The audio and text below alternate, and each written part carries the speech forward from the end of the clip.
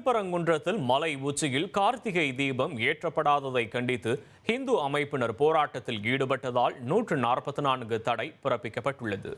கள தகவல்களுடன் செய்தியாளர் சத்யகுமார் இணைந்துள்ளார். சத்யகுமார், வணக்கம். விவரங்களை பதிவு பண்ணலாம். சத்யகுமார், வணக்கம். திருப்பரங்குன்றம் மலை உச்சியில் கார்த்திகை தீபம் ஏற்றுவது தொடர்பாக நீதிமன்ற தீர்ப்பு வெளியாகியும் மலை உச்சியில் கார்த்திகை தீபம் ஏற்றப்படவில்லை என்று நேற்று இந்து முன்னணியினர் 300க்கும் மேற்பட்டோர் மிகப்பெரிய ஆர்ப்பாட்டத்தில் ஈடுபட்டனர்.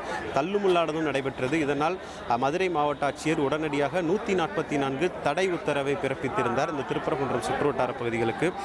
இந்த நிலையில் இன்று காலை முதலே கார்த்திகை மாதம் என்பதால் வழக்கம் போல் நூற்றுக்கணக்கான ஐயப்ப பக்தர்கள் மற்றும் பொதுமக்கள் சுவாமி தரிசனம் செய்தனர். மேலும் 144 தடை உத்தரவு பிறப்பிக்கப்பட்டுள்ள நிலையில் மலை மீது உள்ள தர்கா மற்றும் காசி விஸ்வநாதர் கோவிலுக்கு செல்வதற்கு பக்தர்களுக்கு அனுமதி மறுக்கப்பட்டுள்ளது. மேலும் வழக்கம் போல் இந்த பூஜை பொருட்கள் வாங்கும் கடைகள், டீ கடைகள், உணவகங்கள், பள்ளிகள் என அனைத்தும் வழக்கம் போல் செயல்படும் என தெரிவிக்கப்பட்டுள்ளது.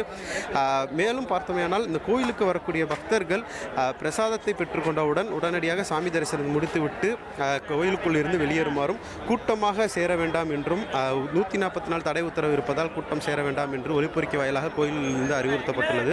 மேலும் இன்று பௌர்ணமி என்பதால் கிரிவலம் சுற்றுவதற்காக பல்லாயிரக்கணக்கான பக்தர்கள் வருவதற்கு வாய்ப்பு உள்ளது. ஆனால் அந்த பக்தர்களுக்கு இந்த கிரிவலம் செல்வதற்கு அனுமதியும் கொடுக்கப்பட்டுள்ளது. மேலும் இந்த மலை மீது தீபம் ஏற்றுவது குறித்தான வழக்கு இன்று காலை விசாரணைக்கு வர உள்ள நிலையில் திருப்பரங்குன்றம் முழுவதுமே கிட்டத்தட்ட 1500க்கும் மேற்பட்ட காவல்துறையினர் தற்போது பாதுகாப்பு பணியில் ஈடுபடுத்தப்பட்டுள்ளனர். இருந்த போதிலும் நேற்று நடைபெற்ற சம்பவம் போட்டு இன்று நடைபெறாமல் இருப்பதற்காக முன்னெச்சரிக்கையாக ஏற்கனவே 144 தடை உத்தரவு இருக்கும் சூழலில் பக்தர்களுக்கு திருப்பரங்குன்றம் கோவிலில் சாமி தரிசனம் செய்ய அனுமதியானது வழங்கப்பட்டு வருகிறது. உங்களுடைய விவரங்களுக்கு நன்றி சத்யகுமார்.